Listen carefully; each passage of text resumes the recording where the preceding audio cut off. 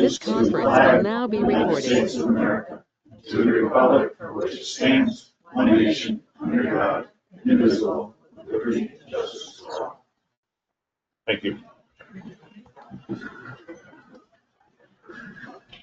Okay, we'll close the meeting now for two public hearings.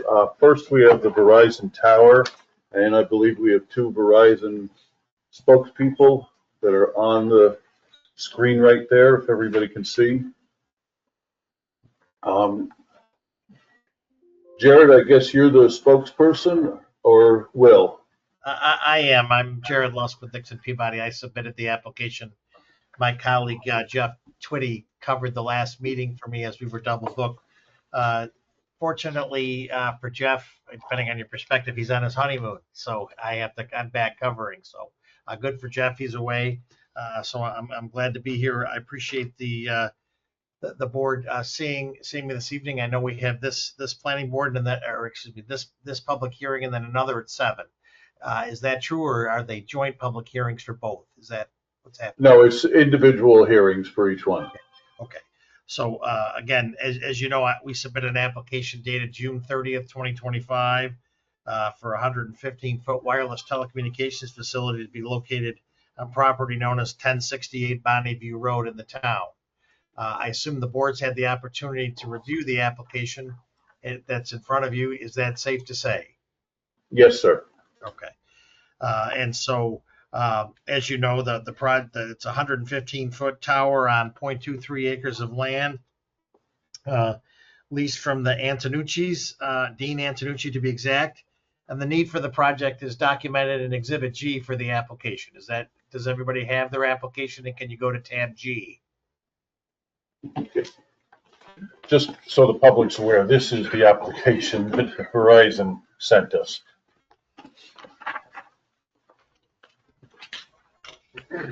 And Will, if you're able, are we able to share the screen or not? It should come up. I'm not sure. Well, if you're able to find the RF report, that would sure be great while I'm talking.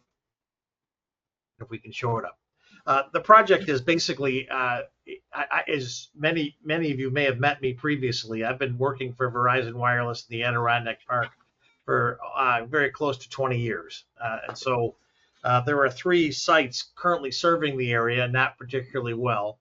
As documented in tab G to the application, there's currently the Ausable site, the J site, and what's known as the Wilmington site. And if you were to go to page 3 of tab G, it says the project, there's 3 sites. The J site, located in the town of J, is approximately 3 miles to the southeast of the coverage area. And it's located 1 mile southwest of the intersection of Ausable Drive and State Route 86.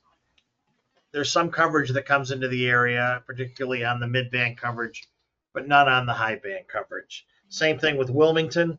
That's 3.2 miles southeast, and we can show you it, but it's located at 5022 New York State Route 86.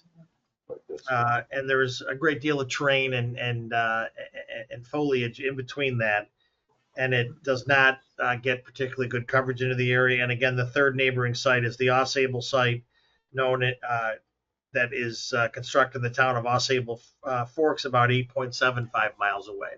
So these 3 towers provide some minimal coverage to the area. If you were to go to page 6 of tab G, and again, I think Will if you could scroll down, Will, to tab G, or excuse me, to tab page 6. That's right.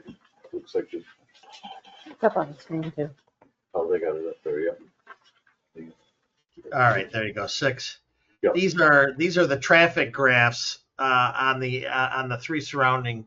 So not only do we have coverage problems, but these 3 towers are over capacity, meaning there's so much traffic, wireless telecommunications traffic on those towers, and some of it from the what's known as the Wilmington town service area, that they're over capacity. So you see that the in this, I call them almost EKG graphs. The middle line is the maximum capacity that a tower can handle.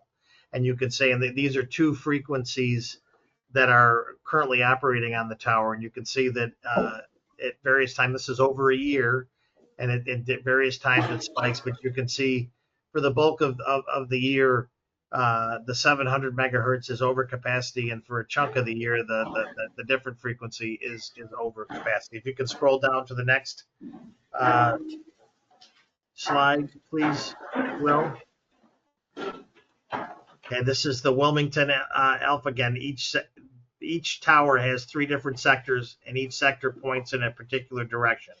So the Wilmington Alpha, you can see that the 700 megahertz is consistently over the over capacity for the year. That the 2100 is less so, but certainly the 700 megahertz is over capacity. You can go to the next slide, please.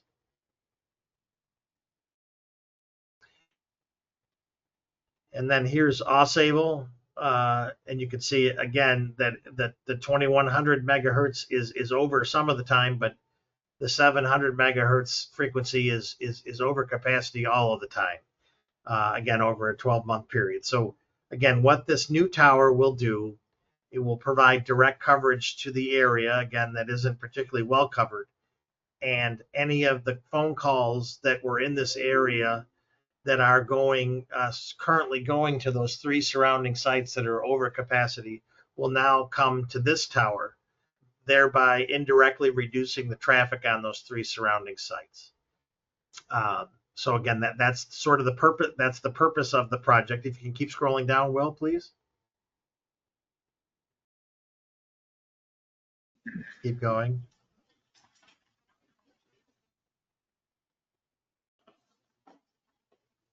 We're going to get to the plots, the RF plots, showing existing and proposed coverage, Will. All right, so this is the existing coverage. You can see that I need you to understand the different colors that you're seeing. Green is good. Green is good, reliable coverage. Yellow is okay coverage outside of your house, and the orange coverage is really marginal, 1 bar on your phone. So again, what Verizon's goal here is to have this area be green. So there's a variety of coverage in the area from the 3 surrounding sites, as I told you, but there's not good coverage in the area of the Wilmington town site. You can scroll down, please.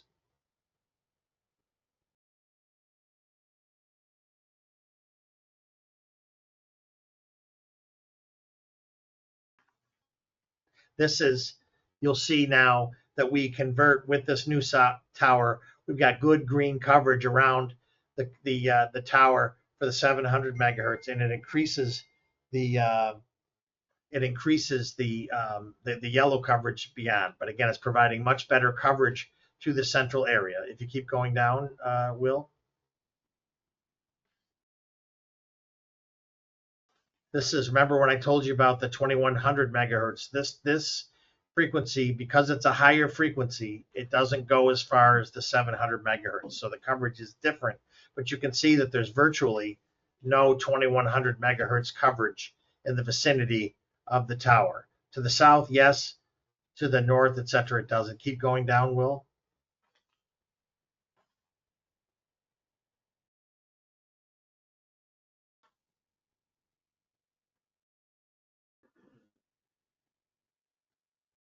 Can you go down one more? Sorry, I must have missed it.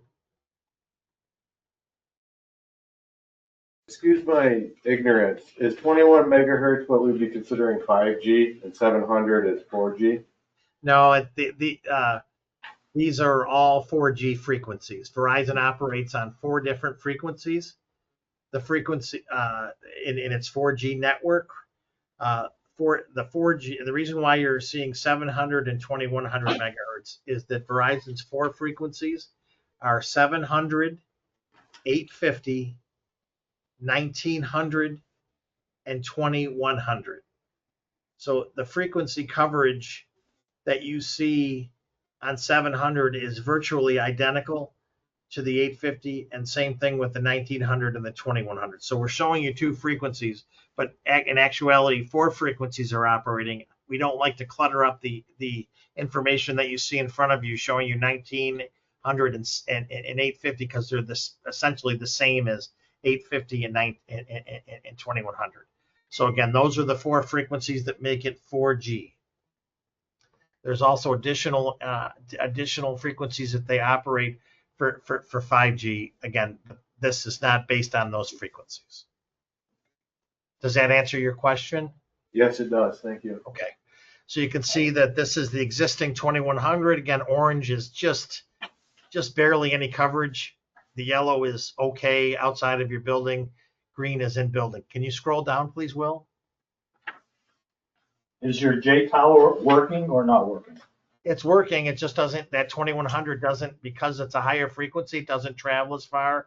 And it's hard to provide large geographic areas showing you the maps. Again, this is showing you direct 2100 megahertz. It just doesn't travel as far as the 700.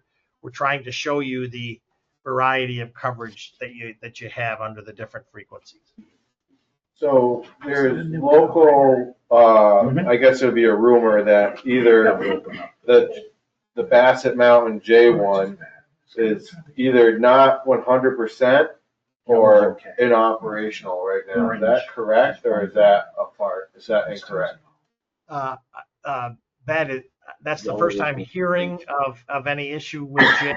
As far as I know, based on what we're seeing in the plots that you're showing, it's operational. It's not operating at peak efficiency because it's overloaded, as I just showed you, and that will cause the tower to work inefficiently. It'll cause there to be delays in processing calls. But again, it's the first time hearing that there's any issue with the J tower, and I think I would hear about it as part of this process. Okay. I think if you can keep going down. Well, that's why I got my cell booster. So again, as I said, it's about direct RF coverage to the Wilmington town coverage area, and it is about relieving capacity for the 3 surrounding sites, so that indirectly those towers will be able to handle, get some of the traffic off. It'll now be provided by this. It's only the second time, honestly, in my time doing work for the towers in the Adirondack Park, that we have a capacity problem on a Verizon tower. Not happening. We always have direct coverage. This is both coverage and trying to get some of the traffic off the 3 surrounding sites. I'll stop there for a second. Does anybody have any questions as to why we're doing what we're doing? Okay, we'll take questions from the board first. Any questions from any of the board? Is there any reason why you can't put more repeaters on your tower for more power? The towers don't have that. They operate at maximum power, and it's not really about the power. If you recall, you could, in essence, potentially, if there were more power to give, which there isn't, that you might be able to get the signal to go farther. But the answer is it's already Verizon doesn't have varying degrees of power. The tower's on or it's off. The antennas can be aimed and maximized and things like that, fine-tuned for, they can move the tower a little bit to get a little bit different coverage area. But again, it's not about the power being on, being dialed up or down. And again, most of the problem with this site is, or at least a portion of the problem is the amount of traffic. So repeaters don't help you because there's only so many phone calls, and we call them data events, that a tower can handle, and these are both already over capacity. So we need to get some of the traffic off of those towers. So the short answer is no, based on what I just said. Is there any modifications or any kind of a study on the existing 3 towers to show us that they're operating at 100% efficiency, and that there isn't any improvements that could be done to these existing towers to make this unnecessary?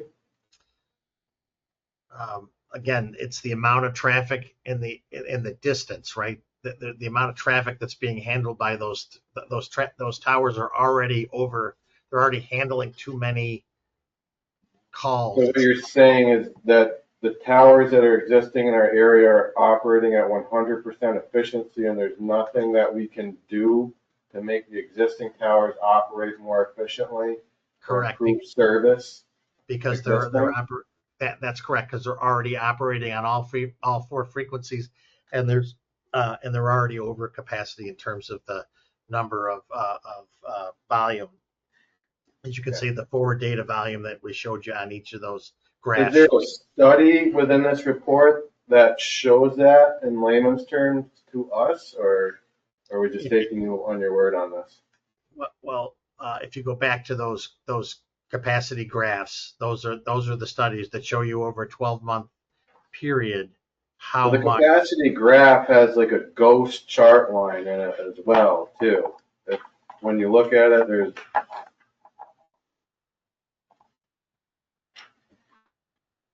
but I'll do further reading. Okay, did you say a ghost? I'm not sure what you. No, I apologize. It was the next graph leading through paper. I'm sorry. All right. That's my ignorance. Anyone else on the board? Just a sign, basically, Verizon has demands for better coverage throughout upstate New York, and as you can imagine, in the Adirondack Park, these towers are very expensive to build, particularly Adirondack Park, given the getting access, et cetera, and utilities up to these sites. Verizon wouldn't be proposing a new tower to construct a new tower. It costs of $500,000 or more if it didn't need it. So is there a reason you chose this particular property? We can get into that in a moment when we get to that, because we'll go into great detail about the project. Is there any questions about why we're doing what we're doing, and then I'll get you why we chose the site that we did. Anyone else? Go ahead. The site you chose, did you set up any temporary repeater of some sort to measure the power output that you can produce there? You mean like? Or a single strength? No, that Verizon relies on its computer modeling, which is demonstrated in the document in front of you. Well, computer modeling doesn't show clouds or leaves or trees, or it doesn't show the coverage of being foggy like. So what I'm wondering is if you place something there, the temporary product, to see if it actually can produce what you hope it to do. Verizon's trust that the Verizon's modeling that they use is based on coverage throughout the country, the millions of sites, all of about foliage, weather, topography, etc., is all taken into account into their our modeling system. So it was modeled in all 4 seasons? Yes, it accounts for leaves on conditions, etc. Leaves are bad for RF. It is modeled in leaf on conditions, again, to demonstrate that the coverage to be provided. They invest their entire network on this model. It's top of the line computer modeling based on the signal strength, the different frequencies. They've got the topography of the community in it. They know where the mountains are, where the trees are. They use LiDAR to understand exactly how tall the trees are around it. They know exactly what is surrounding the site, and their modeling is very accurate. Jared, how far geographically to the north of the new tower would you suggest that service will improve? Got to go. If you look at 14, this is if you can see, this is the area. Again, it's where you see it go from yellow to green. It's primarily what you see. So, Jerry, this is what you're saying is existing. Yeah. And then this is what you're proposing. It looks like it's almost Yellow is minimally accepted. Not the orangey yellow, the lemon yellow. The green is fantastic in building service. From a mileage standpoint, how far? Is that? I couldn't hear you, I'm sorry. Mileage wise, Past Lenny Preston. I haven't measured it in miles. It's Lenny Preston. there was another question from the floor. It's good to Doug's. I'll just have questions when he was talking about the choice of lot. Okay. Can someone repeat the question? I couldn't hear it through the She's mic. gonna wait till you get into the choice of Oh, lots. okay. All right. Anything else on the coverage? Yes, Sorry, I'm sorry about my voice. I'm curious, this is what Verizon is saying, yes. but I also think we need to look at what, do we see that as well? Verizon is selling us a product, so to speak. So, just, as a board, we need to go and make sure that that's the, people are seeing. Yeah, well, that's part of the whole package that they've given us. That's what he's explaining right now. Kind of building on that, I'm sort of curious if this modeling that they're talking about, is that what they used to decide to put these 3 original towers up? And if so, why was 3 deemed to be the sufficient number? Because if they're saying it's not sufficient currently, did the modeling not work? Did something change? I think part of that he's touched on is just the load. It's changed, it's gone up Correct. more than anticipated. I would assume that they try to anticipate that. Well, Well, some of them were put up quite a few years ago. the traffic on the Verizon network has gone up exponentially over the years.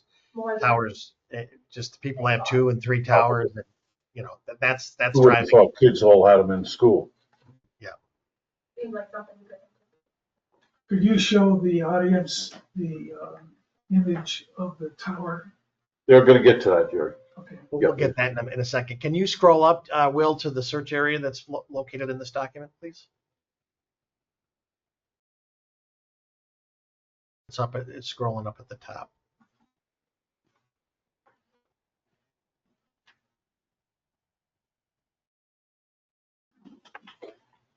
I guess my final question on the increase of frequency is there any associated health risk that Verizon should make the public aware of about increasing radio frequencies, or that's not a thing? It's the same frequencies that are being operated at the other towers. Verizon has to comply with the federal standards for RF emissions that they have been set by the FCC. The FCC, Verizon routinely complies, again, has its systems tested. I'm just verifying something. On tab L of your application is the site compliance report that's signed by a professional engineer. If you were to read that's setting forth the standards Right. for the analysis that the federal government controls in this project. Verizon routinely operates at less than 1% of the federal standards. But is there any Verizon identified associated health risk with increasing the capacity within our little mountain valley here that Verizon is aware of? I know that you're operating within the FCC guidelines, but if we're increasing RF frequencies in our little valley here, are we going to be exposing our population to a potential health risk that Verizon is aware of? The answer is no. And again, federal law has answered that question, that if we are operating within the federal limits, that question's been answered by the federal government. I think it's important to say that there's less than 1% of the federal limit. You're far more exposed to RF energy when you have a phone next to your head answering a phone call than you'll ever have in the valley as you've described it. Okay. Yes, ma'am. Your question, I feel like, didn't get addressed. But so Verizon's a company that's selling a product, so Verizon is deeming this as a necessity, or town of Wilmington is deeming this as a necessity, and where do those two things meet. So, yeah, I just feel like we didn't. I got kind of rushed. Right. I don't know if you want to touch on that, Jared, just the actual needs to the community or needs to Verizon, I guess, is the concern. Where is is this a Verizon bottom line issue, or is this something that Verizon is looking to expand to make better coverage for the Wilmington residents and the area?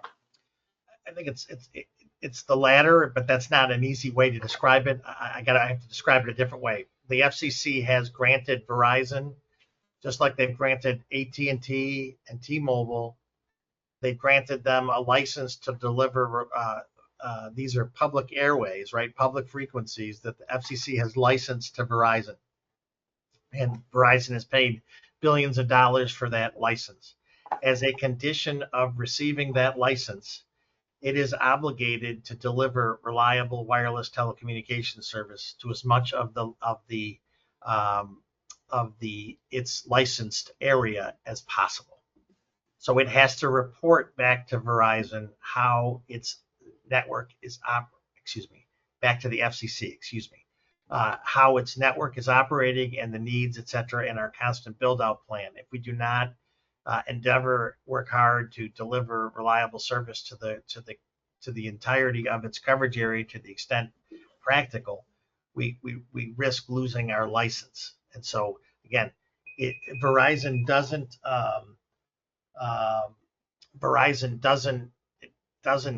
operate by municipal boundaries. It operates by its total coverage area.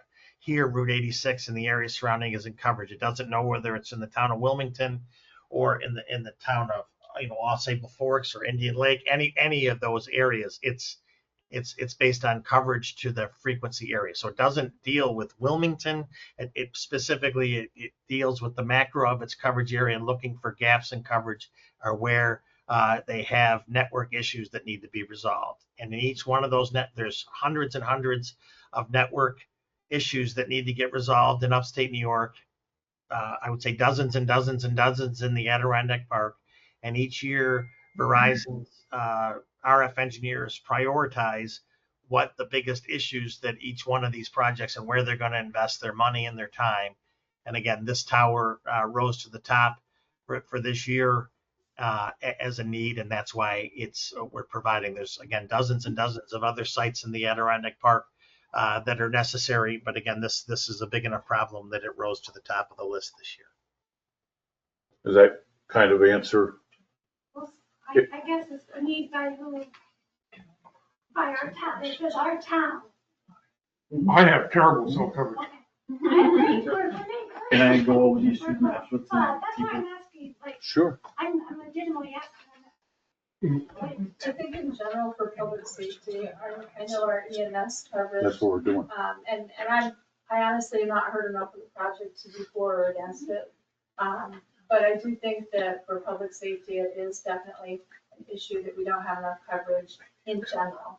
I don't know if the location is ideal, but I think that over and over again, we hear all the time, there's not enough coverage, and there's enough times that, I'm on the phone with my daughter and she's trying to tell me something, all of a sudden the call gets dropped and I'm like, are you okay? So, I do think that there's a need. I don't know if this is the ideal situation, but I do think that there's a need around. And as they've stressed, there's a need throughout the Adirondacks, as we all know. We travel anywhere around the Adirondacks, just leaving here, we all lose our connections any direction we go. So I think that's part of what Verizon, and I believe both the state and federal government have kind of mandated all the big cell companies that they need to expand into the areas that they are not serving at this time. If you want to just touch on that at all, Jared? Again, that's a condition of the license. It's very difficult to construct these sites in the Adirondack Park. Again, I've been at this for 20 years with them, and we build about 10 to 12 sites a year, right? And that's just all that. If they're very hard to construct, you're building into rock. You've got to get utilities there. It is a It is a challenge, but it's a challenge that they've taken on by licensing the area, and they work diligently to do it. Again, there are more sites, more projects than Verizon can construct in a particular year. The fact that this one is chosen means that it's the top of in terms of triage. This is a problem that they wouldn't be doing this. There'd be another site that has no coverage at all that would be getting the site. This is a real issue that Verizon, they're just not here to make life, difficult for a particular neighbor or difficult for another town that's not getting. There's a reason they're picking this site, and it's because the surrounding sites are overloaded and it can't handle the amount of traffic. That means they need another site. One of our board members has some maps that he wanted to just make sure the public could see. I have one for existing, and I have one for when the tower gets in, as far as coverage wise. If you guys want to look at it on the table, or I can kind of pass them around, what you'd like to do, if you're interested in looking at the coverage. So, this one here is the existing one. So that's right there where the.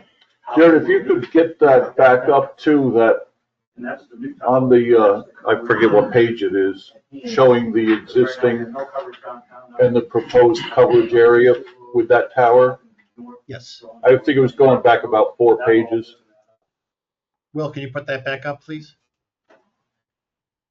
He's gonna try and scroll back to it too. Okay. Well, I figured Yeah, there, take a look at that. yep. So am I correct in the understanding that although it's a Verizon tower, it still will service all of the other ones like Spectrum and AT&T and all the other ones that may currently be using your towers? Not on a Verizon frequency. The tower could be co-located on, and their antennas could be installed on the antenna. So those of us who have made the switch to Spectrum, it's not going to help us any.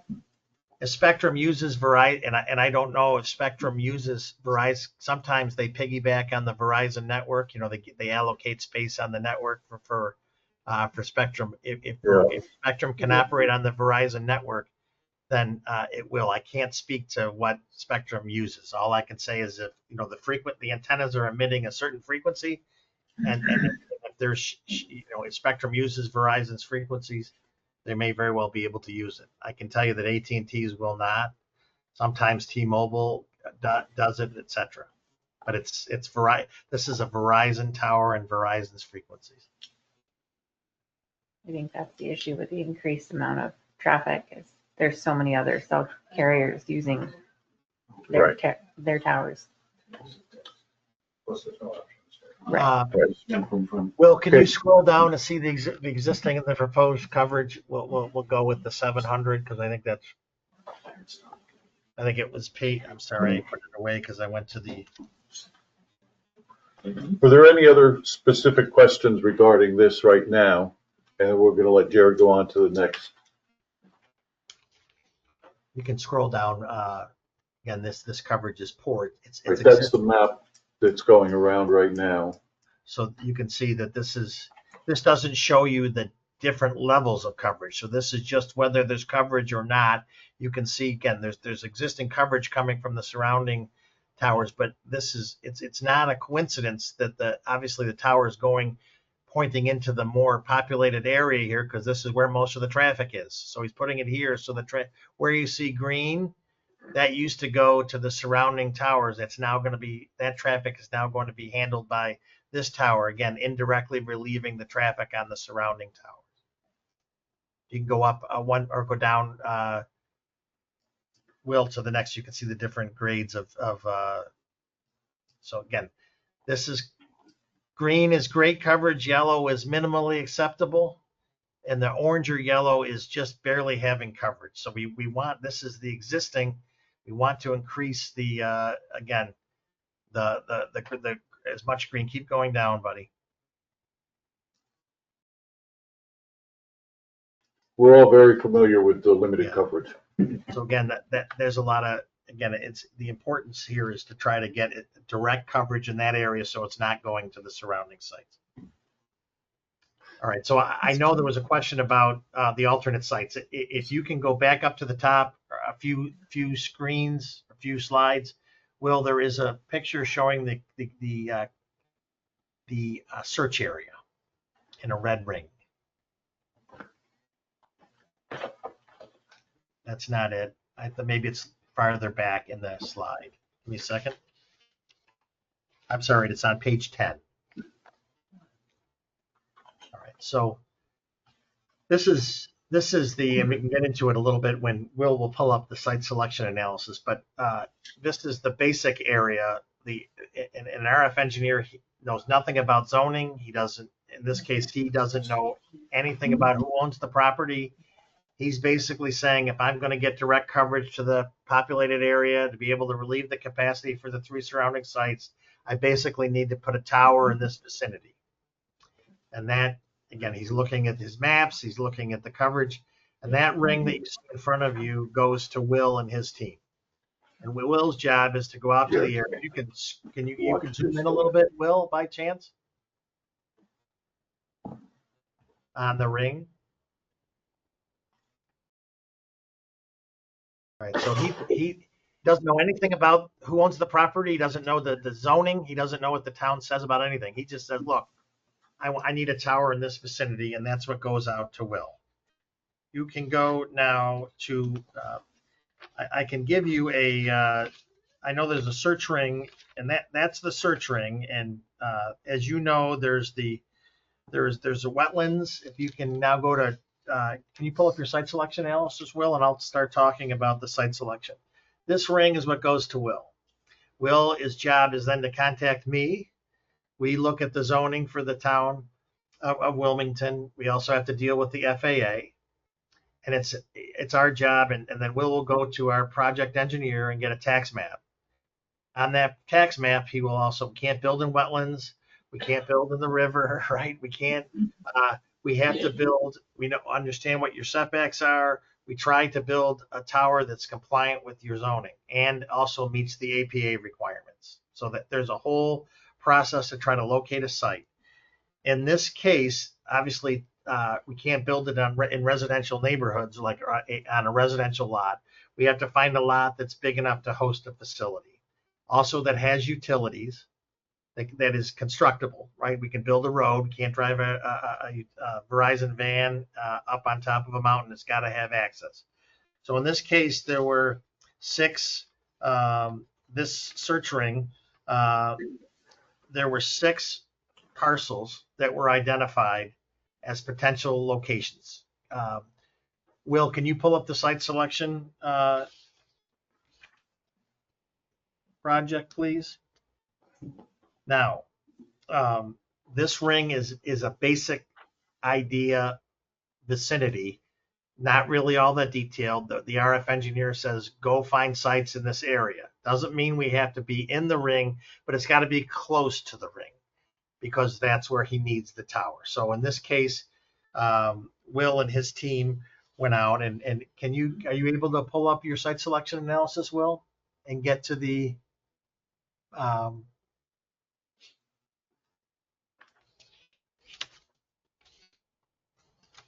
sharing it? Can you not see it? Not yet.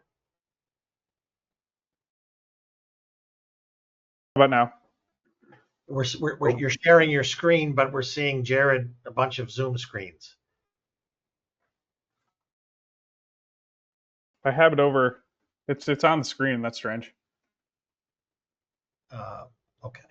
Well, again, we'll let you work on that without pressure. But folks, there were 6 parcels that were deemed to be large enough to host a tower.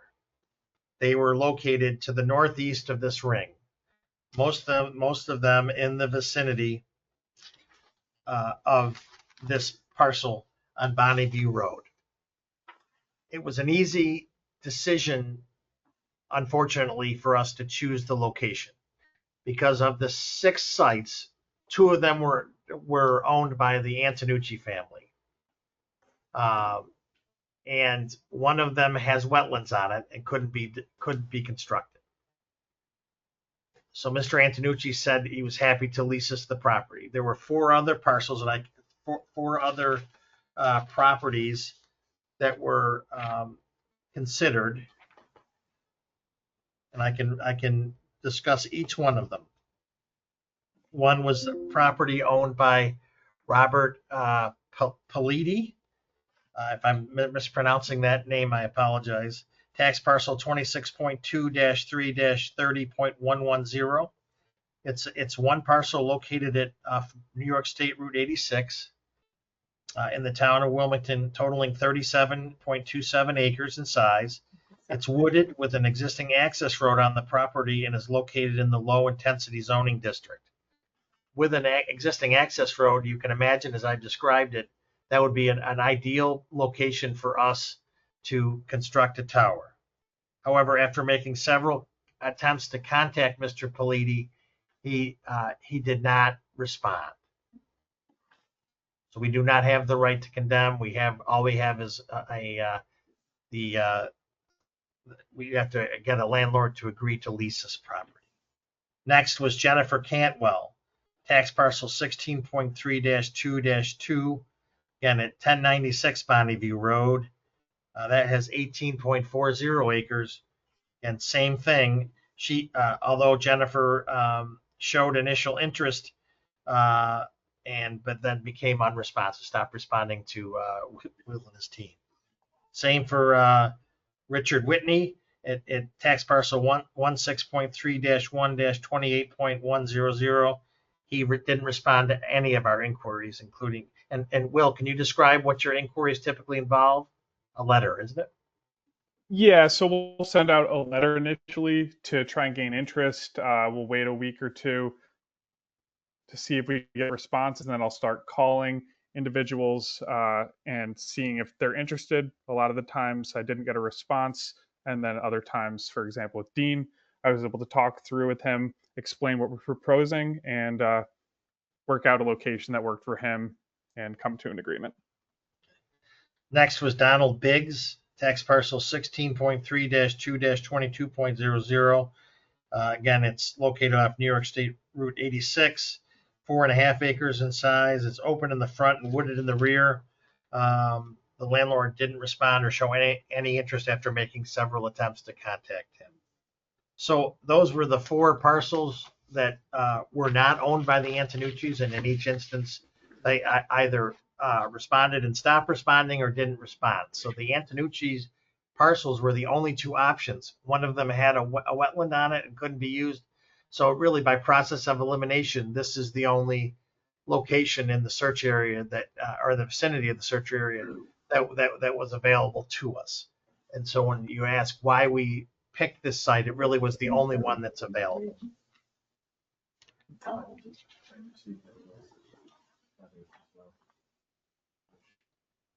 Okay. And that in turn, since it was the only one that was available, in an ideal world, we would have found another parcel that allows us to comply with the 500-foot setback from adjacent residences. The fact that this is the only parcel that was available to us, we did our best to comply with the 500-foot limit, but it simply wasn't possible. Again, any questions from the board regarding the property search? Anything public? Any questions? I think he pretty well covered that. Okay, Jared, you want to go on to your next? Will, are you able to post the question, Mike? I'm sorry. No. Can you not see it? I have it pulled up right now. What do you have? The site selection? Yeah, the site selection analysis. Yeah, it's not showing. It's not coming Let through. me try unshare. Okay, yeah.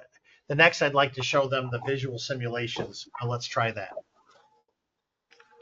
That's tab K, folks, of the application. And we took a number of photos in coordination with the APA. As you know, we've applied to the Adirondack Park Agency, and before you apply to the park agency, you have a pre-application meeting. And again, we're proposing a monopine structure here. And we have provided a series of, at the direction of the APA, we provided a number of photos and simulations of the view from a variety of locations and submitted those towers. And if I know the board has it, is Exhibit K. It's called the Visual Resource Evaluation. Again, if anybody knows anything about the APA in terms of their analysis, again, we conducted this balloon fly and prepared these sims at their direction and in accordance with the APA requirements for these types of towers. Any luck, Will? Yeah, in the Pulling those up application, right now. there's, how many photos are there actually in there, Jared? It's gotta be, 15 or 20, I would say, but there's two. It's important from each location. There's both a 55 millimeter and an 85 millimeter view. The 55 millimeter view is that of the human eye, and the 85 millimeter view is much closer. So when you're what was the height of the balloons? I've got to just confirm. Give me a second. It's on the. It'll be in the front page of it. I don't want to say something that's not accurate. They were at 105 and 125 feet above ground level. Okay. They use a chaser balloon so they can the top balloon. If you can only see the top balloon above the trees, if you can see, here it is, and you can see middle of the page. 100. Oops, go back, please. I apologize, 55 millimeters is what the human eye will be able to see? Sorry, which page? Where you just on the second page of the, I think the second page of the document that describes the, that's the map. Here we go, right here. See the middle, 105 and 125 feet above ground level.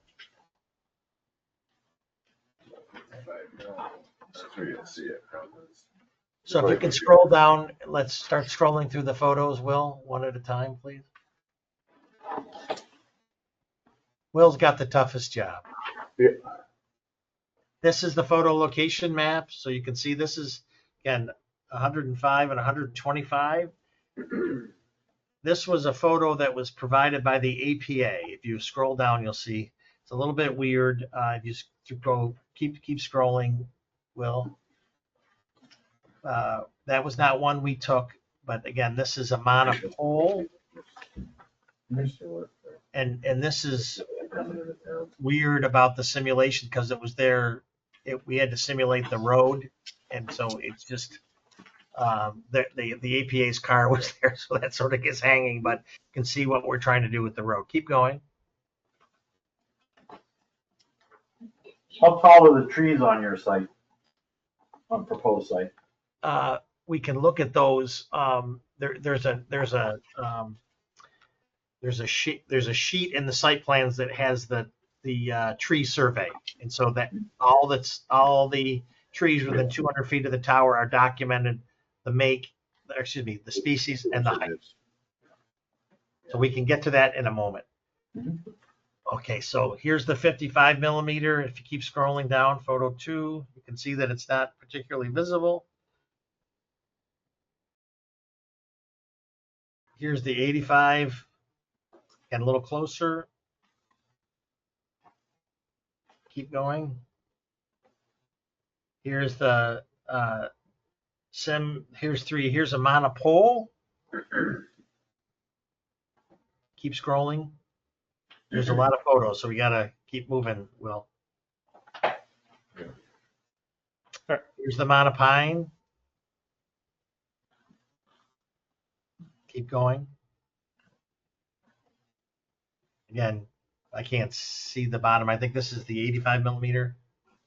Yep. It's just a zoomed in view that the APA requires. Keep scrolling.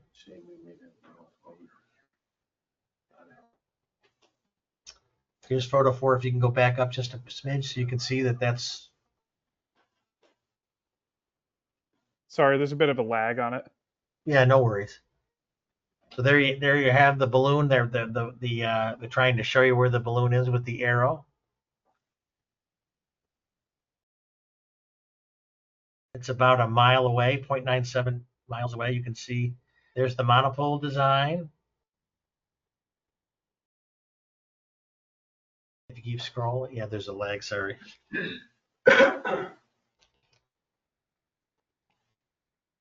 And then there's the simulated monopine.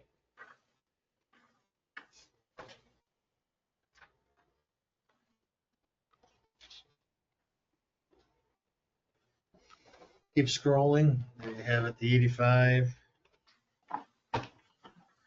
While you're scrolling, Jared, all these photos have been submitted to the APA as well, correct? Correct. They were, again, prepared at the direction of the APA. So I want to say Correct. managed by the APA.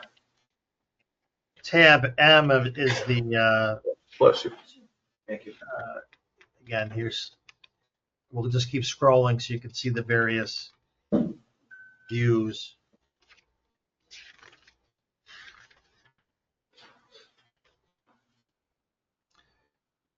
Whoever asked the question, tab M is the site plan. I don't know if you have it open. In the last two sheets in the package, sheets L1 and L2 is the tree survey. And again, we've highlighted the trees to be removed. There are, I could count them. There's not, obviously the APA watches, there's not many. And You find that, Tom?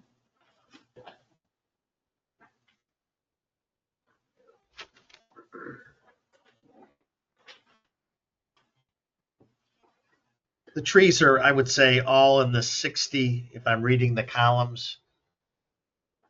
I would say there's over 100 trees. They're all in the 60 to 75 foot range, I would say. There's some 50s, some 65s.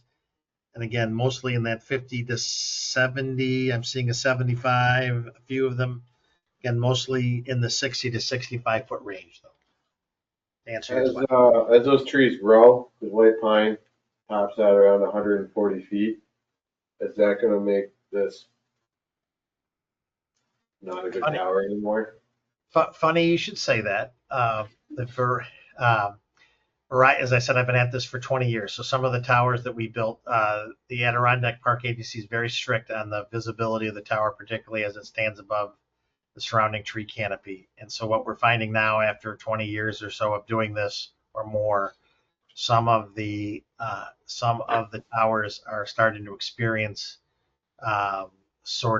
operational issues because branches are growing up in front of the antennas. So we're dealing with that. We used to be able to be about 9 feet above the trees. We've asked to be a little further above the trees than that, depending on the visibility. But it is an issue long term. Yes, ma'am.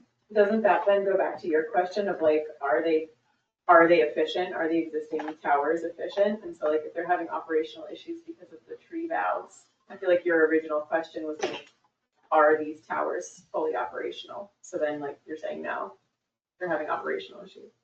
I said there were some, and I can assure you if trimming trees was the issue, they would save $500,000 in building a new site and trim the trees in front of the monopole.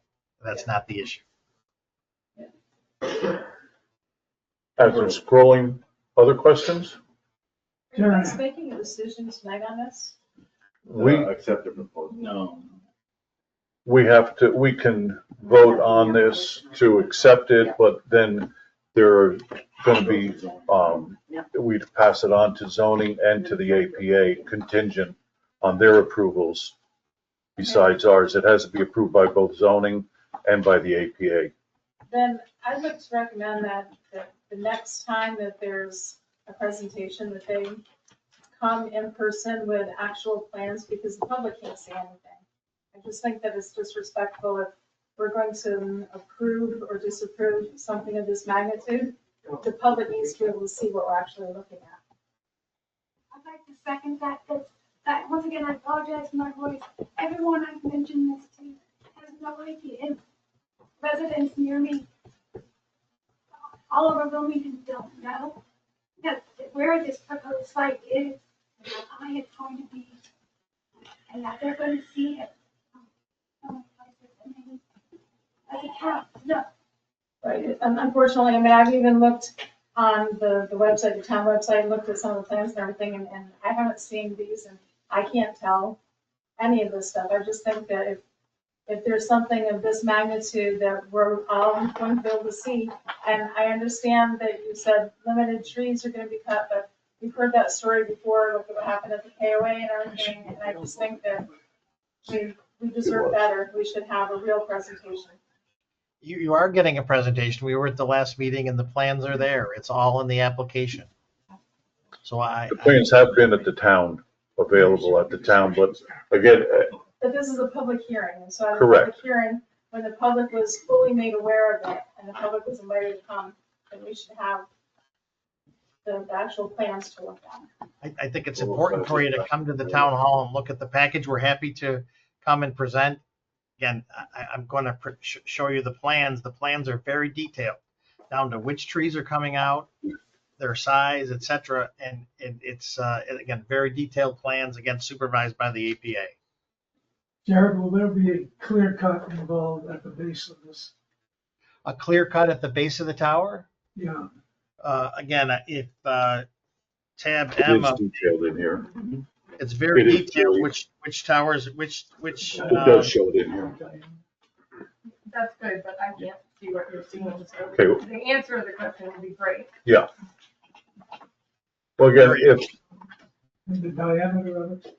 And again, everybody has access at the town hall with to get information. That right there is a tree in the way out. Based on my count, there's 22 trees that are going to be removed. It's along the driveway and in the vicinity of the compound. A total of 22. Those are all the existing trees that they marked. in it. In what you have, is there an answer to your question about the base? yes, it's in a detailed map right here that Jerry's looking You guys at. tell me that? Yes, I can't read it. Can you read it and tell me what that says? Okay. I think in light of this, since this is going on to close to an hour now, I don't know how the rest of the board feels, but we may have to table this, Jared, and we'll have to give the public time to review this. We'll make these copies. They have been available, but now the public's more aware and they can come into the town hall and review the copies of these plans that you've submitted. I think it's all there. And I think it's, How do you turn a monopole into a monopine? Okay, well, that's, okay. Again, from the rest of the board, do you have any feelings on this? I think tabling it is a good idea. That way the public has more time to come forward with questions and proceed with Okay. the work issue. Jared, I appreciate your time, but I think we're gonna have to table this and give the public more time to review this. More of them are aware of everything of your proposal. If you have something that's maybe a little more abbreviated that we could make available to the public.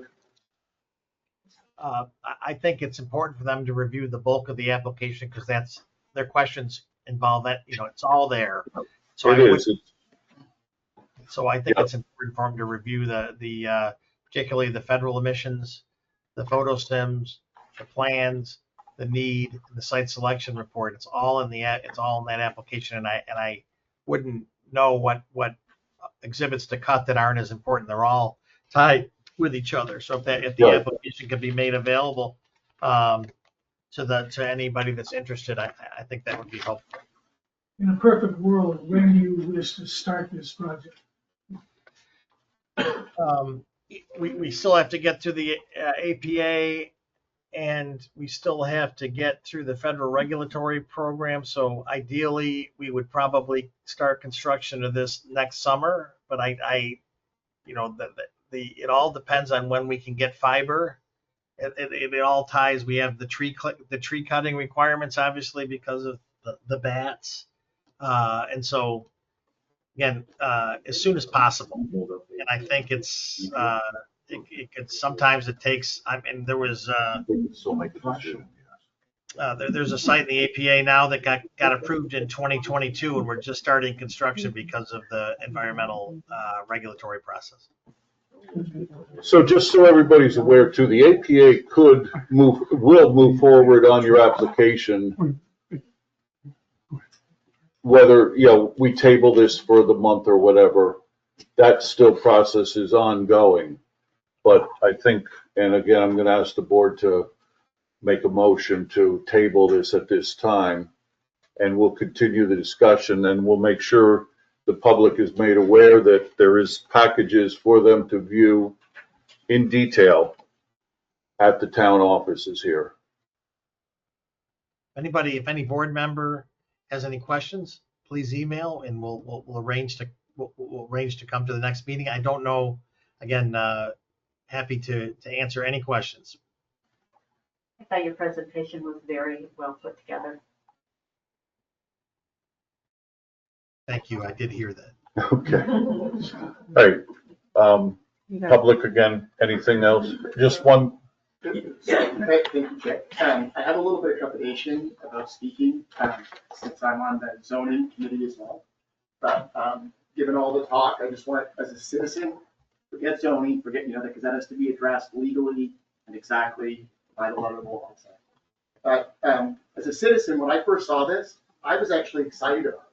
And I was excited because there's many people that are on a fixed income in our community. Many of those people don't have reliable cell phone service, and they're required to have a landline as well.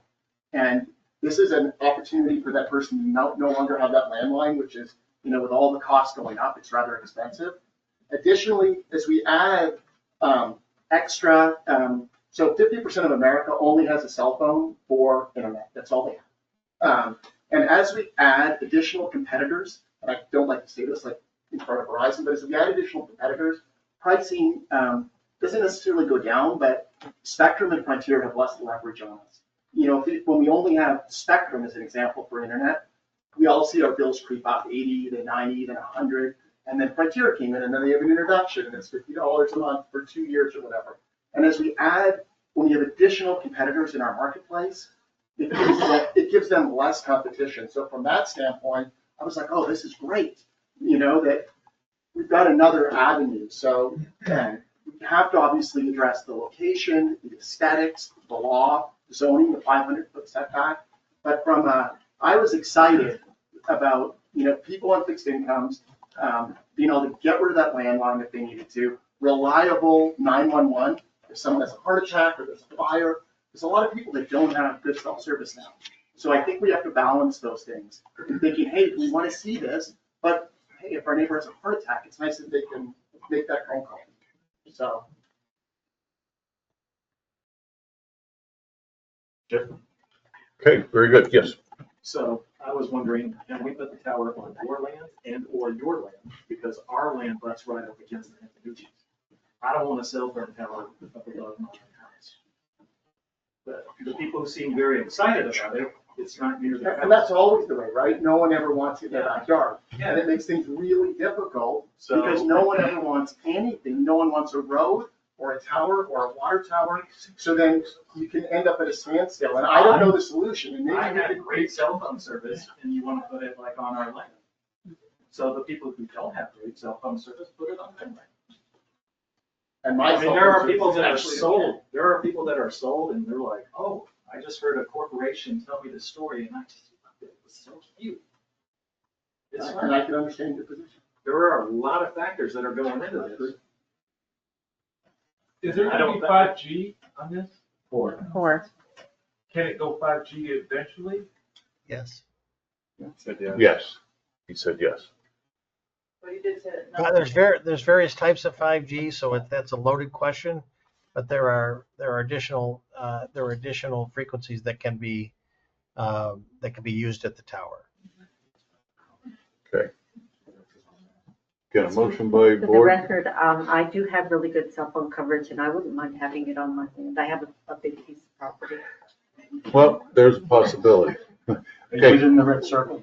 I don't know if I'm within the red circle, but I Motion think to it's something table that- this. No, you gotta come out of public hearing. Table Okay, it during. right, okay. We're gonna close the public hearing, and now we need a motion to table this. Motion to table. And we will get together with Verizon. Verizon will get together with the town to make it more visible for the town public. A second on it? Second? All in favor? Thank you. Opposed? Okay, Jared, so we'll have Doug get back in touch with you to see about more copies of your application. I have a problem solution. Okay, and we'll work with Doug on that. Okay, that's fine. We may be able to email it to somebody and then they could view it from a PDF if people have that. Okay, that's a good possibility too. Thank you very much. All right, so when is Very the next, good. when is the next meeting? October 7th? Be the first Tuesday in October. October 7th, right, Mandy? Okay. Yep. Same time, 7 or 6 October o'clock? 7th. But you'll be here. Same time, 6 o'clock? Yes, sir.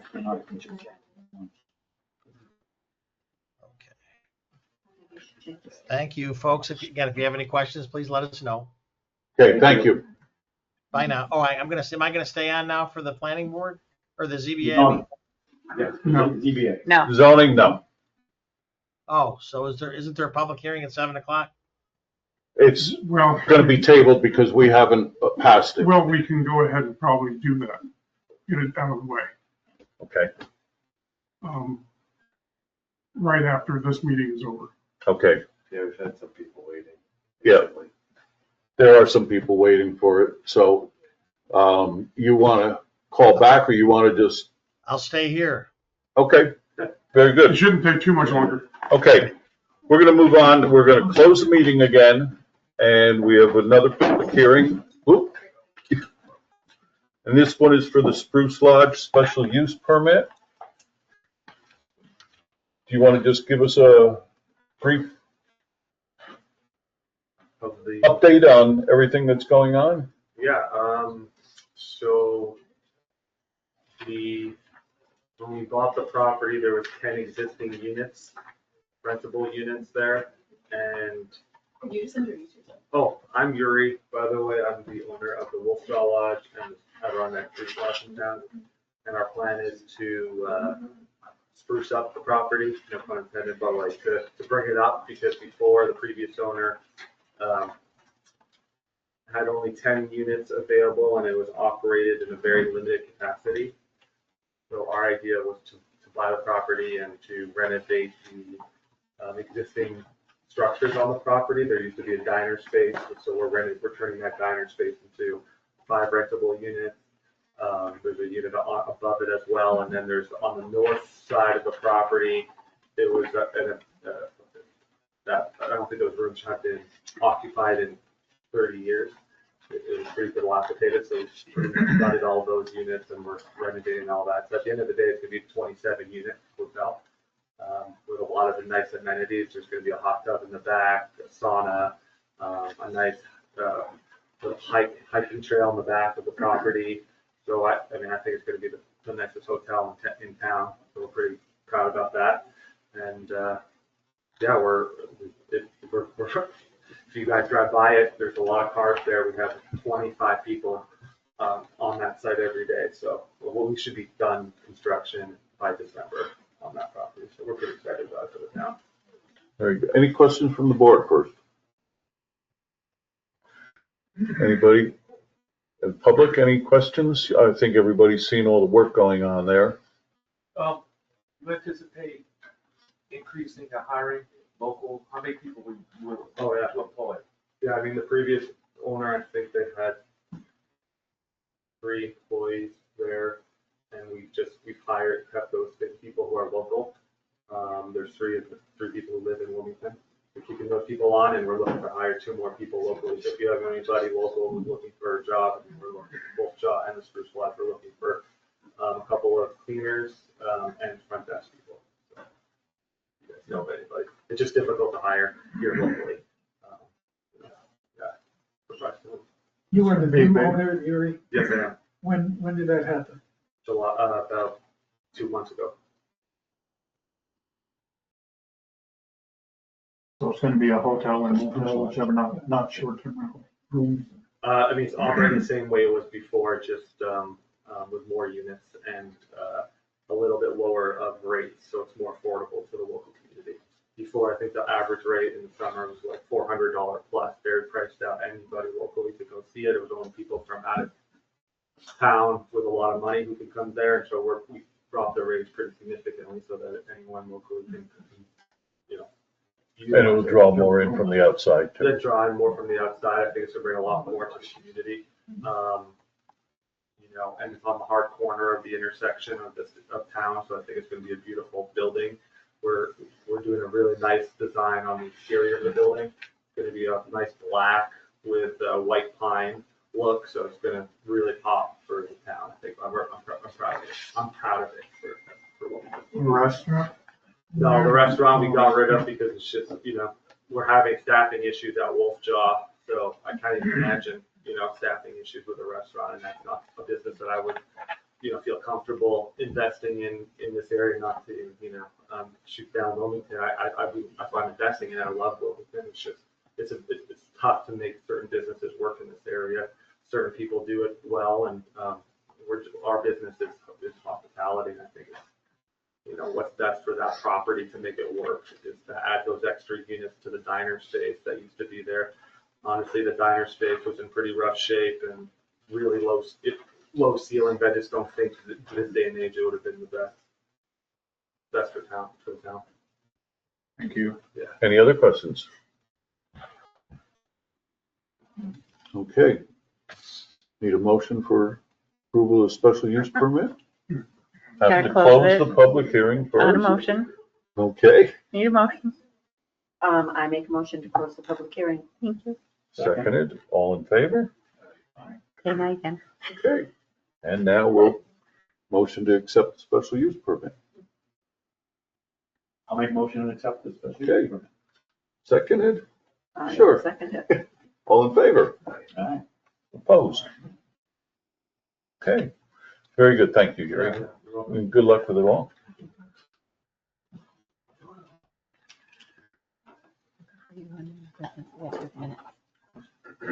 Okay, we need to accept the minutes from last meeting. Have a motion to accept the minutes. I make a motion to accept the minutes. Seconded, Second. all in favor? Opposed? Carried. Okay, new business.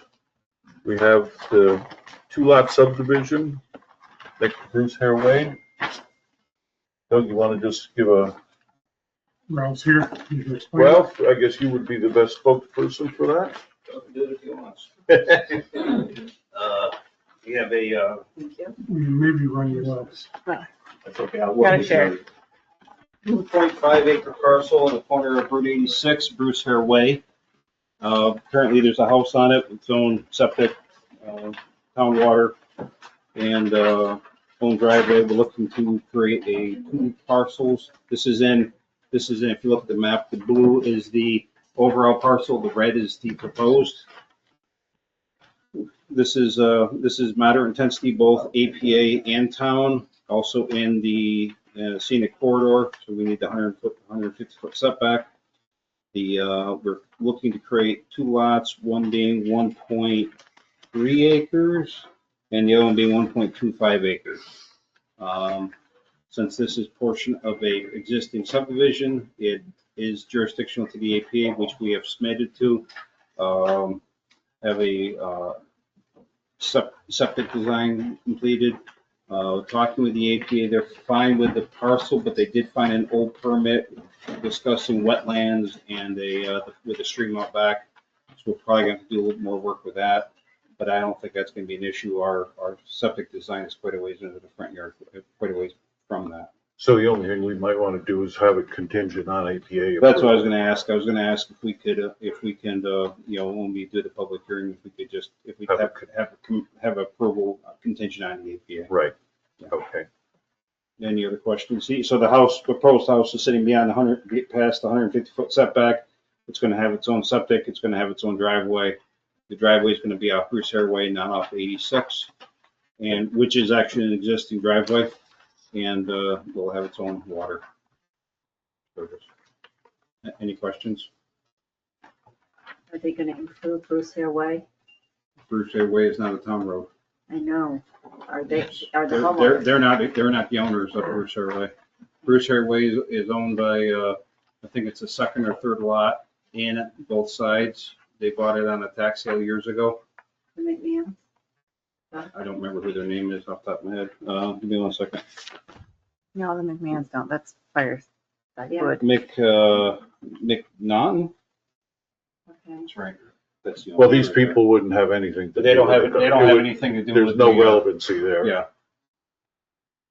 Bruce Hairway is a But they're private road. coming, There's you're never, coming in off Bruce Hill Way, aren't you, right there, proposed road? yes, Okay. but they don't have the ability to update it. They don't own the road. They don't own the road. But they gotta drive on it. Ugh. They'll, Any other questions? Again, it has to be contingent on the Yes. APA approval as well. September 15th, they have an APA coming out there for wetland delineations. We're probably adding that to the map. Okay. And they're going to send me the information on that existing permit, because that wasn't a portion of any of the paperwork I found. Okay. Doug, did you have anything else on it? No concerns? Before that, the that permit. That's just a typo. It is McMahon.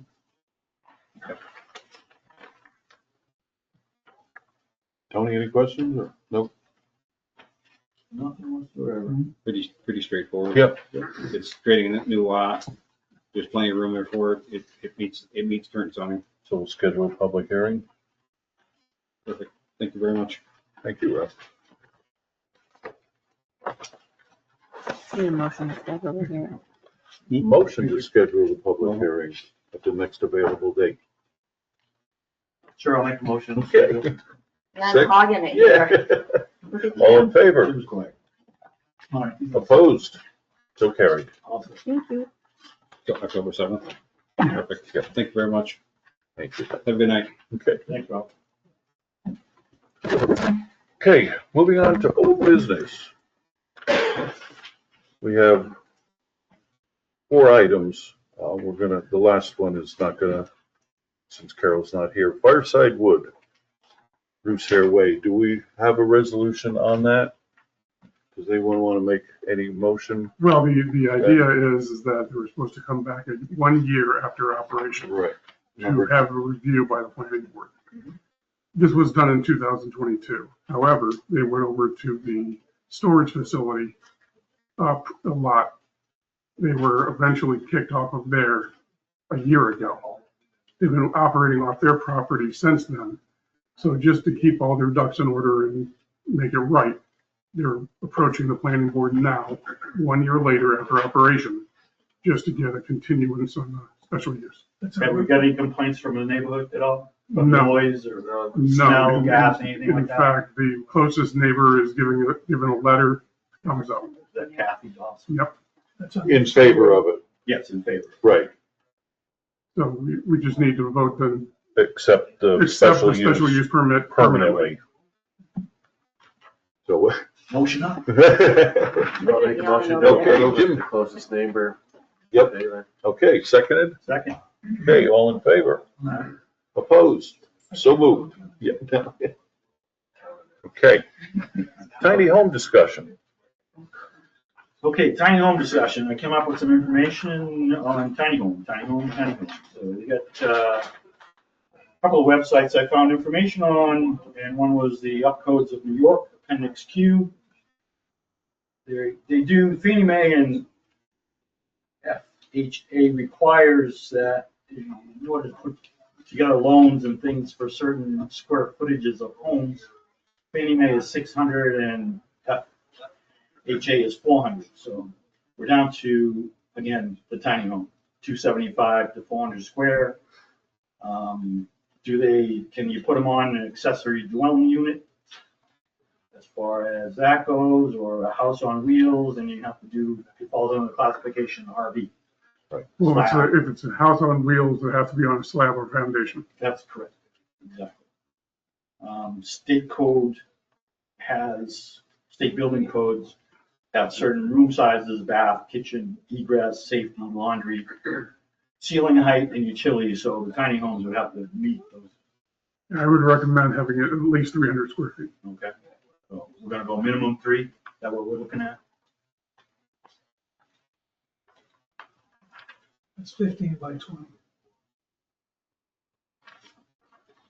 Okay, it's, kind of small for me, but.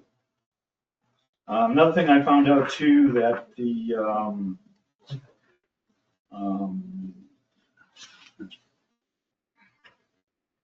we have in our code that you have a primary residence on a lot. So you can use a tiny home as a Secondary. secondary accessory. building. Accessory building, yep. Okay. They're requiring, as far as the state, no easement parking. You can't park your tiny home in an easement. And the only county in New York that allows permanent residency is Monroe County. So right now, the tiny homes are being used for vacationers, weekenders, maybe a couple weeks stay. So we'll have to look at that also, whether we set it up for a permanent or non-permanent residence. Maybe we can go to Monroe County and see what's going on there, why they decided to do that. They certainly can't use it as a short-term rental. Yeah, well, short term, I'll follow it. So, yeah, secondary housing I had on So here. they have, I apologize, there's occupancy, limitation on days of the year, like 800, well. Yeah, well, I'm gonna 800 check a year, into that next to days. see what Monroe County's levels are. I didn't get into that, just found that on that site. There's also another site, zookcabins.com. They have a lot of tiny home regulations for New York in there. I think that's about it for me and the tiny homes. Anybody else? Nobody else this time? Okay. Definitely, Tony, good. You've got more digging to do, huh? I do. Okay. That's the way. So let's move on to manufactured homes. Okay, so again, I found the manufactured homes. You go to ecode360.com. Kind of get into the town of Champlain, New York, and their regulations. You also have the hcr.newyork.gov, section 233, which is a manufactured home program from the state. So there's a minimum requirement for land, state code, fire and codes, New York State certifications, mobile home, manufactured home, minimum is 300 square feet per New York, believe it or not. Yeah. Okay. There's no size limits on double or single wide. You can get onto dos.ny.gov for municipal regulations of manufactured homes.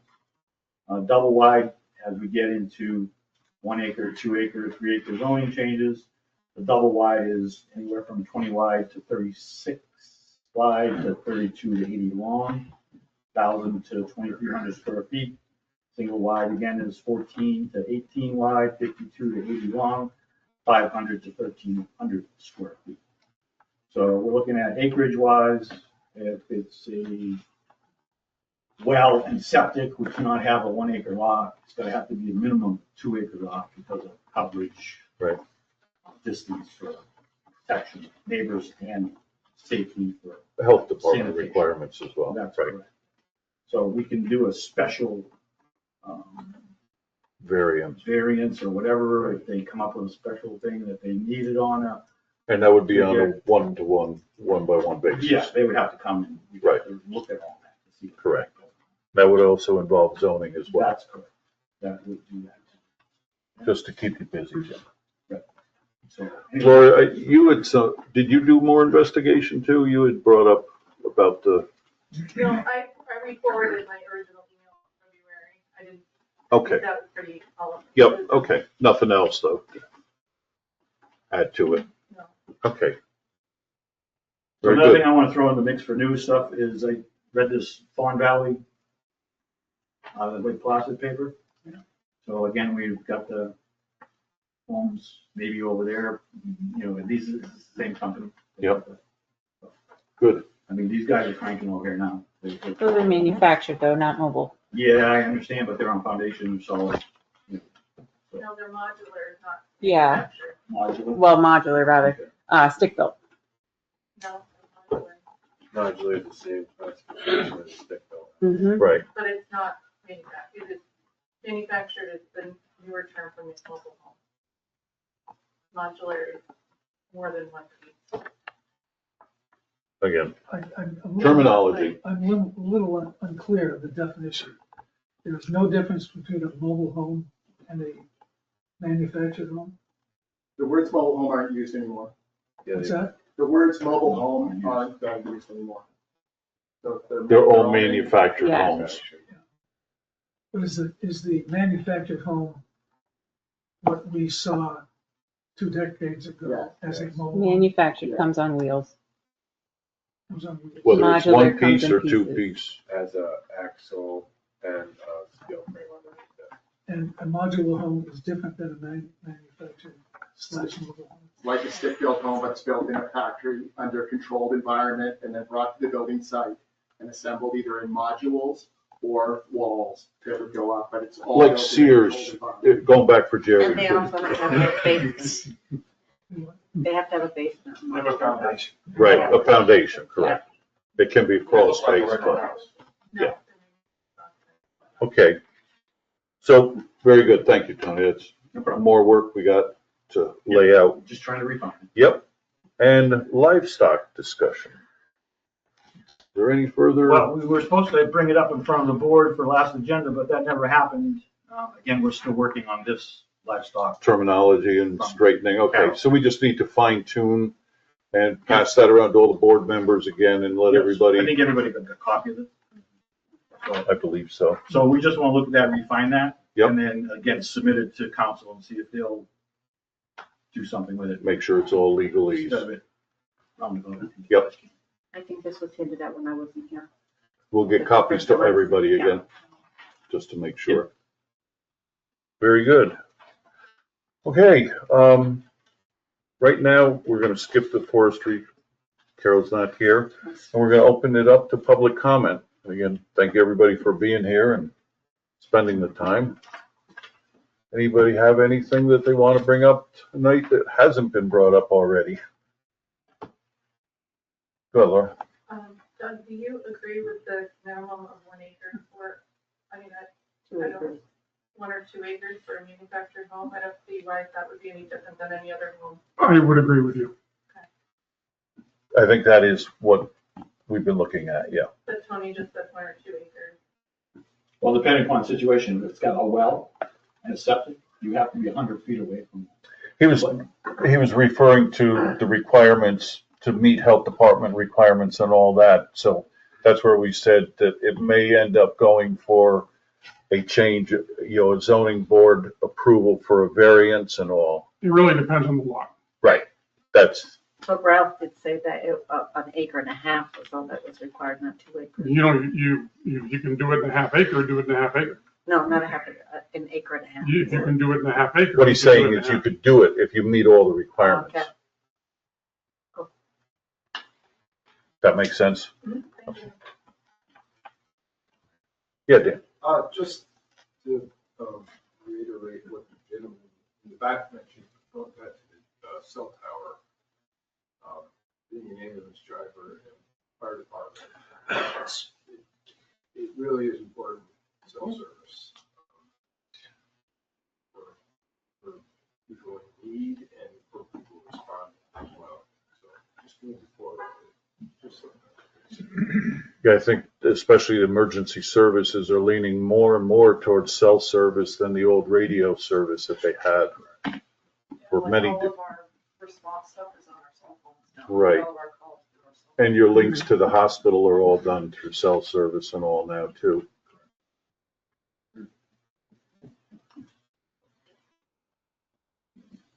I have a question. Yeah. It's This open to the This is for public. Doug, okay. There is a home on Springfield Road, north of Hardy Road, about half a mile. It was under construction for 3 months. It's insulated and papered, and it's just been sitting there for about 6 or 8 weeks. He was out of town. He's back. He's back. So, She's also doing some changes to it, and we're waiting for plans to come back. okay, construction will continue. Oh, yeah. So do you know offhand how tall that house is? By my calculations, it looks like it's 35 feet. The original plans were less than that, but they adjusted the front. And that's going to be a residence? Okay, any other questions? Yes, ma'am. What's the livestock thing? I just don't know. There's been an ongoing discussion about regulating livestock in the Hamlet area, and it's a proposal that we're trying to put together to make it fair and equitable for all sides, to then go to the town board to act it into an actual law. So there's a lot more discussion to be had. Has that odor situation subsided? The times that I have been there, yes. It's a long story. Yeah, I figured that's a good. It goes, yeah. Okay. I think we've got everybody covered. And again, Verizon, if you're there, thank you. And the zoning board will be right back up here. We just need a motion from the motion end of the table for closing the planning board tonight at 7:30. Randy. Randy, okay. I will second that motion. Seconded, all in favor? Aye. Opposed? Thank you, Randy. All right. Thank you, everyone, too, for being patient with Verizon, and we'll make sure, and any questions that you have, he did say that you can email the representatives from Verizon as well. They'll make it known their email addresses to get information. And if you want, he did say that he'd PDF the package. Correct, Jared? I will try to put up all the information on the website, but there's a lot, and I wasn't sure Yeah, if Jared, yeah. Bruce could handle it. But we'll do our best. Sorry. Oh, no. I wanted to cut this off. I totally get it.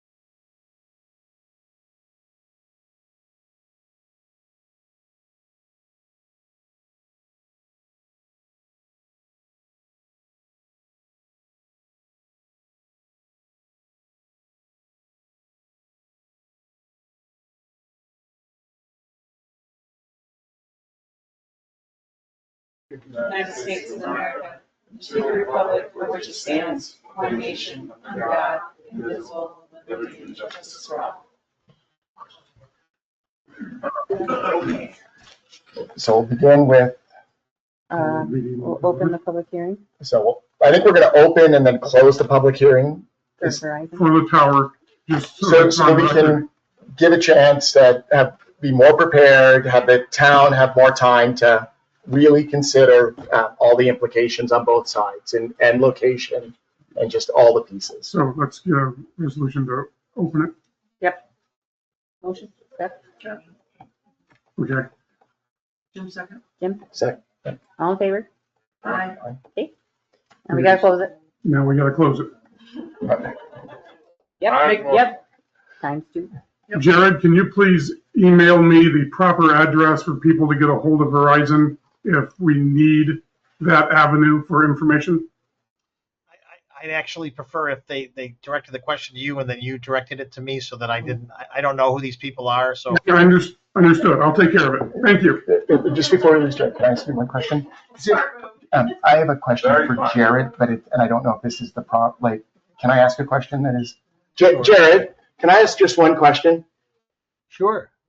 So I noticed that we had the red circle that you said the engineer identified as the area that was most suitable for the antenna.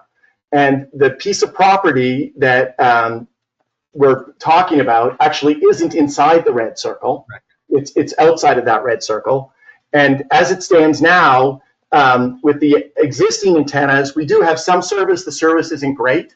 And it just makes me wonder if there's, is that really our only location, or is there More research that. another location? If we're already outside the red circle, could that circle be opened up? Is there another suitable location that maybe is further from neighbors that would still accomplish the goals? Will, you got the ring and looked at it. We were looking for sites that were of a certain size, et cetera, and being able to do it. But Will, the ring is not an exact science, so to speak. It's got to be in the general vicinity. Will, why don't you speak to what you're Exactly. Yeah. So we get the search ring, and obviously we want to be as close to the middle of it as we can. So I could then go and look at what properties are suitable. Obviously, starting inside, working out. So there's a lot of wetlands in this search ring. That was a big factor. Another factor I was taking into consideration was the 500-foot setback from residential dwellings. So there were only, I think, 4 to 6 properties that were within that setback, or outside of it rather, which is why they were contacted. And yet the top north property above the current parcel we're working with Dean on is also owned by Dean Antonucci, but unfortunately the wetlands didn't allow for us to build on that property, which is why we're going to be slightly within the 500-foot buffer. If there are, we have to be within that relatively tight geographical area. That doesn't mean that there aren't other parcels in the area. If you think that there's a site that's outside of the 500-foot, we're happy to take a look at it. We can't build in wetlands. That the Antonucci property to the north would have complied. It's just there's wetlands, we can't build in it. And that vicinity, that was but if there's other parcels that the town is aware of that you think might work, we're happy to take a look at them, either from a constructability or an RF perspective. Thank you. Now the public hearing for the tiny home. Mm-hmm. Again, of the parcels that we deemed, based on that we call it the scrub, based on the analysis of the area, there were 6 parcels in that vicinity.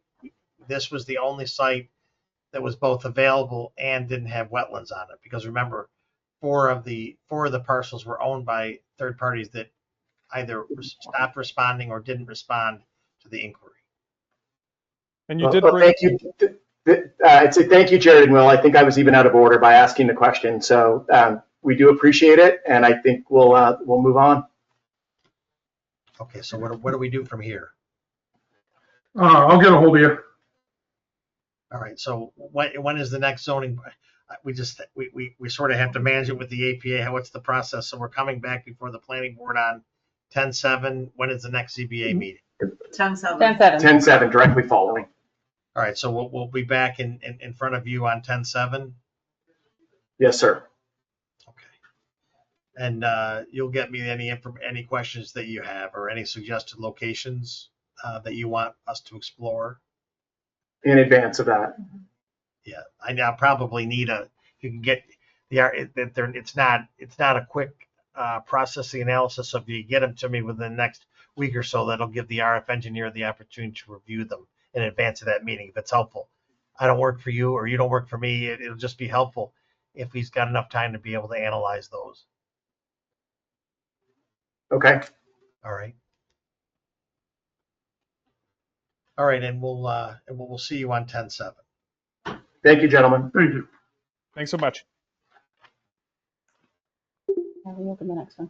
Okay, so someone needs to make a motion to open. So the public hearing for tiny homes is open.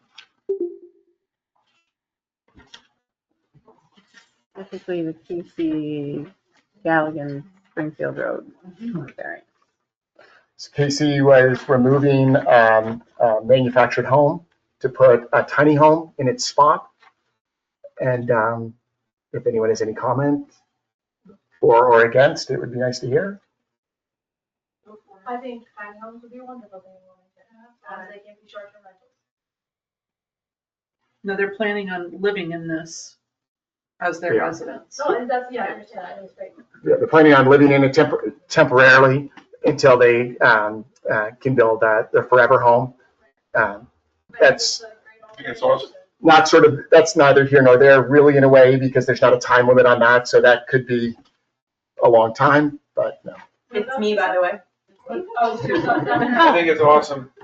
Well, yeah, it's like, I think the conversation of tiny homes, I think in the future, yeah, I've like been trying to be adjacently part of it because it's like allows like me to be part of this community. So feels great. I'm launching a small business right now, so I'm like that opportunity to like live in a small space that's not restricted, just like, yeah, lets me be part of this place. So I'm an advocate for it, as long as they're not short-term rentals. So someone like to speak to the motion. If there's no other comments, then we'll make a motion to close the hearing. Close it. Second. Motion's closed. Okay, one favor. Okay. You're the only other one. And now do we make a motion to accept the variance? Is that correct? You gotta approve your minutes first. Motion to approve the minutes? Yeah. Motion approved. I'll second.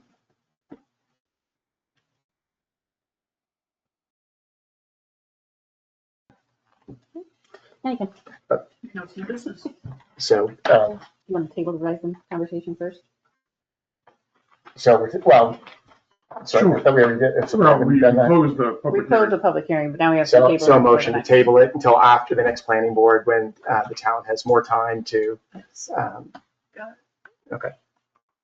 All in favor? Seconded? Thank you. Okay. Okay. Tiny home. So now, so can I make the motion or anyone can make the motion? Anyone can make a motion. Mhm. So make a motion to approve the variance. Yeah, fine. Sure. Yeah. Make a motion to Seconded? approve. Yep. All right. All in favor? Favor? Pass. Okay. Done. We don't have any old business because we've only had one meeting. Now just public comment. Public comment. Anything to say? Anyone having a motion to adjourn the meeting? Yes, I'll make a motion. Seconded? All in favor? Thank you, guys. Sorry that's only the second one, so. You're doing great. You are. What did I do? I stepped outside for a second. I was there for most of the horizon. What's the main concern with people? The location? Because everyone agrees we need coverage. No one ever wants it in their backyard. No one ever wants it in their backyard. Oh, no one wants it in their house. Okay. Mr. Hazelton, I see you. I'll see you. Anytime. Come and look and see all the doors. I want to see what's going on. Yeah, yeah. So, How you doing? Let's go for a bike ride. All right. See you there. I'm gonna email you You know, the there's- T5 form from Are the there Board any of spots Elections. that are? You just have to fill it out, send it in. I mean, frankly, is there any, They'll send you. you know, near the reservoir, is that possible on some land or? It doesn't have to be done. I don't know. There's nowhere near. Say what? Can we all do that? Okay. What's the percent? Because it doesn't.